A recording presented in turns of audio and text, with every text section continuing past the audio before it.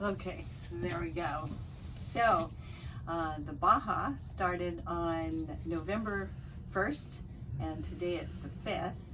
And so we had some things, we were going to go down, start in San Diego with them, but then what happened on our way down to San Diego?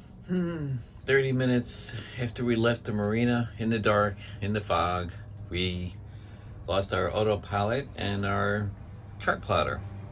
Not fun. We got up at dark 30 and we were waiting for the sun to come up to see if we could get the chart plotter and get our visual bearings situated, but that didn't work. And so we thought, okay, well, we sort of fiddled with it and now it works, so let's try. And the sun was up and the land was in the wrong spot. And we were going backwards and sideways according to the chart plotter.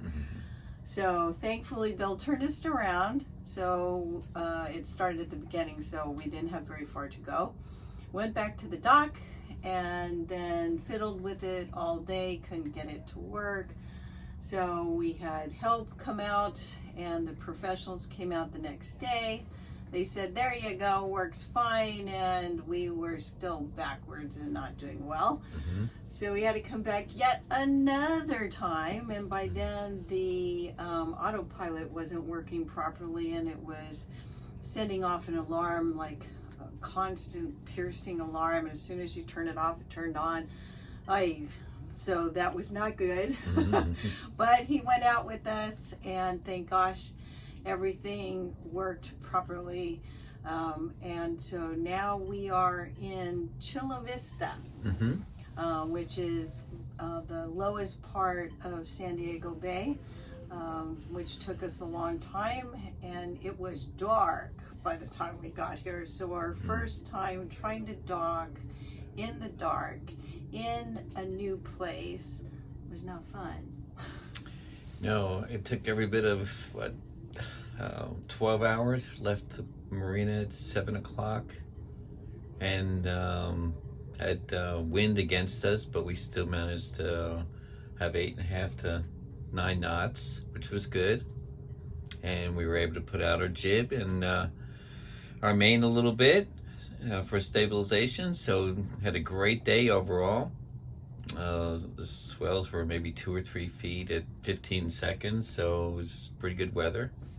And then we got into the harbor inlet at San Diego about 10 after 5, and thought it'd be a breeze that we'd come into the marina at daylight, but it turns out that you still have about another hour and a half to go because it is at the bottom of the bay in San Diego Bay, and it narrows down to almost like a 1-lane highway because so much of the water is shallow.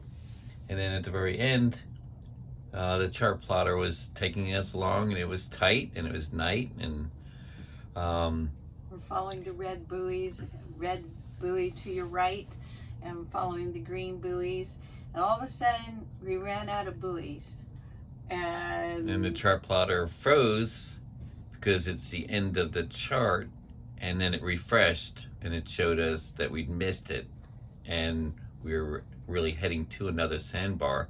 But we got stuck on a sandbar and managed to back and forth off of it, finally got off, and then got into the marina. Now we have to find a slip in the dark for slips that are not really properly marked, but we managed to find our slip, and a couple of guys came out when they could hear Cheryl out there on the bow screaming.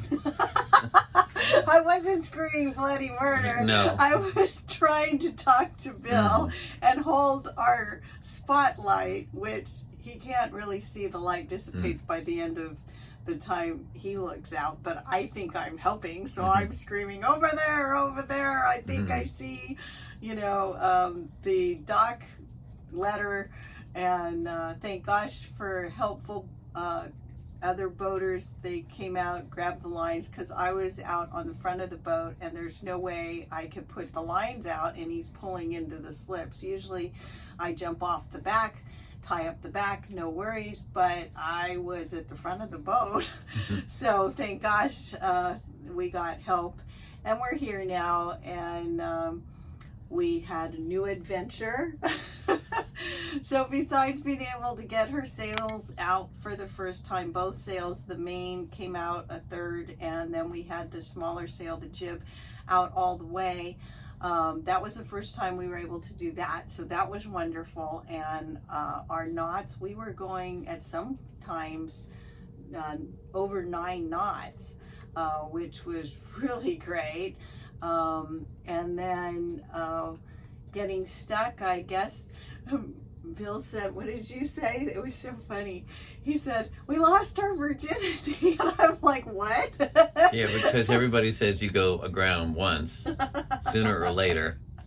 So we did it. We rubbed her belly on the sandbar, and then he knew to actually, what did you do? Turn the rudder?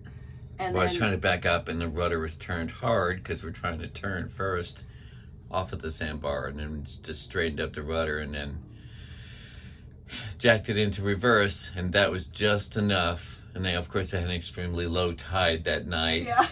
So maybe eventually we would have floated off. Yeah, but we're literally in a huge bay and stuck on a sandbar where it looks like you have plenty of room, but you don't. Yeah. So anyway, so. And we have a new addition to our family. This is Wilson. My wife wouldn't let me have a dog, so this is the next best bet until we start traveling. He's kind of low maintenance, easy to take care of. Yes. And every time we come to the marina, we set him on the back. I wanted to permanently mount him on the back, but Cheryl was afraid that he would get in the way of her catching fish whenever she catches fish. Yeah, he might accidentally eat all the fish. This is Wilson. He'll be in all the videos moving forward. So he's our little mascot. So the grandkids will like that, I hope. So, well, I lost Bill now. Now, getting back to the compass and the autopilot, what we think was the culprit. It's not conclusive. There are two things, I think. Yes, but this is a little tray that you can buy in Home Depot, and I got it on the clearance rack for $1.99 at the time. Thought I had a pretty good deal. On the back of it, it has a magnet.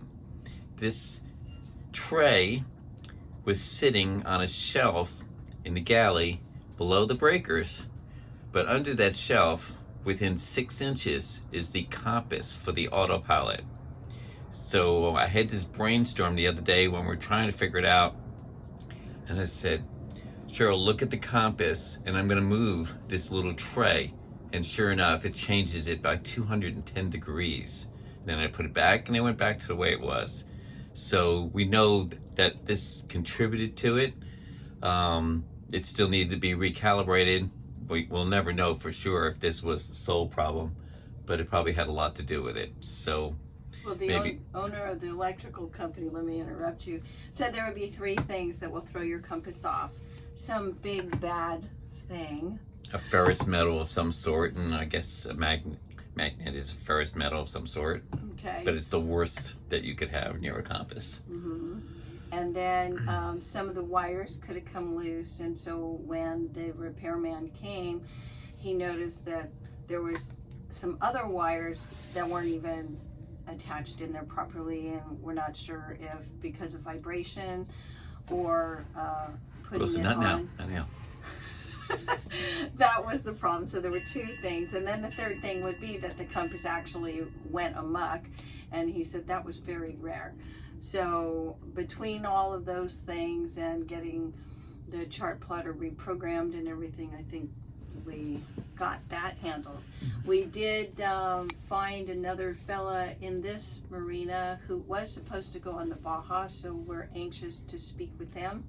We're not able to communicate with the major communicator, Patsy, because apparently there was a lot of fog on the day that they went, and some people opted out at that point.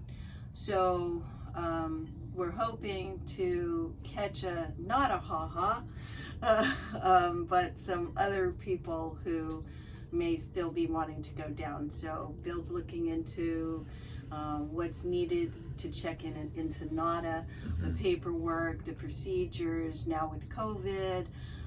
So we'll keep you updated, and thanks for watching. Go ahead and subscribe so that you'll see more videos, and we'll be in touch. Air winds and following seas. Bye.